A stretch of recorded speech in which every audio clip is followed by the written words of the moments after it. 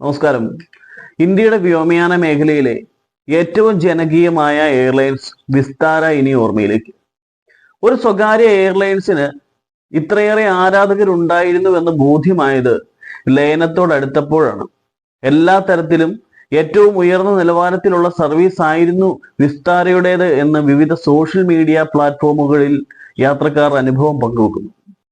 2015 ജനുവരി 9 രാജ്യത്തെ full service കാരിയറായി തുടക്കമിട്ട Singapore airlines Vistara 3195 കോടി രൂപ അധിക നിക്ഷേപം നടത്തി നമ്മുടെ സ്വന്തം എയർ ഇന്ത്യയുമായി ലയിച്ച് പുതിയ മാറ്റങ്ങളോടെ സർവീസ് ആരംഭിക്കുമ്പോൾ ഉയർന്നു വരുന്ന വാദങ്ങളിൽ ചിലതൊക്കെ യാത്രക്കാരിൽ അതൃപ്തി സൃഷ്ടിക്കും എന്ന് ഏതാണ്ടൊക്കെ ഉറപ്പായി കഴിഞ്ഞു.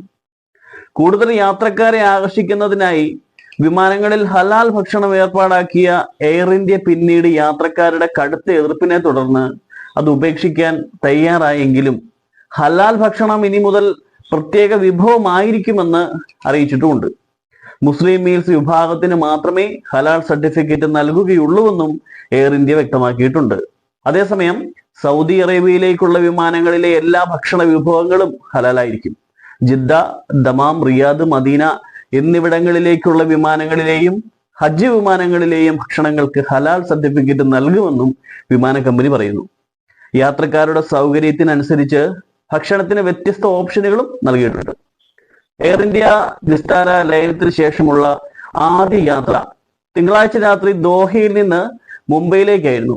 ചുരുങ്ങിയ കാലം കൊണ്ട് തന്നെ ഇന്ത്യൻ വിപണിയിൽ ശക്തമായ ആധിപത്യം നേടാൻ ഈ ബ്രാൻഡിനായിട്ടുണ്ട്. ലയനം സിംഗപ്പൂർ എയർലൈൻസിന്റെ ഇന്ത്യൻ വിപണിയിലെ വ്യാപനം ശക്തിപ്പെടുത്തും. വിസ്താര എയർ ഇന്ത്യയിൽ ലയിക്കുന്നതോടെ ഇന്ത്യയിലെ എല്ലാ പ്രധാന എയർലൈൻ സെഗ്മെന്റുകളിലും ആധിപത്യം നിലനിർത്താൻ കമ്പനിക്കാകും. എയർ ഇന്ത്യയുടെ ദീർഘകാലത്തെ പാരമ്പര്യവും ചരിത്രവും ബ്രാൻഡിനുണ്ട്. ലയനം പൂർത്തിയാകുന്നതോടെ എയർ ഇന്ത്യയുടെ ഭാഗമാകുന്ന വിസ്താര ഫ്ലൈറ്റുകൾ എയർ ഇന്ത്യയുടെ പേരിൽ തന്നെയാകും ഇനി മുതൽ അറിയപ്പെടുക. എയർ ഇന്ത്യ വിസ്താര ലയനത്തിന്റെ ഭാഗമായി സിംഗപ്പൂർ എയർലൈൻസ് ഇന്ത്യയിൽ നേരിട്ട് വിദേശ നിക്ഷേപം നടത്തുന്നതിന് സർക്കാർ അംഗീകാരം നൽകിയിരുന്നു. ലയനത്തോടെ ഇരു കമ്പനികളും ഏകീകൃത സ്ഥാപനമായി മാറും.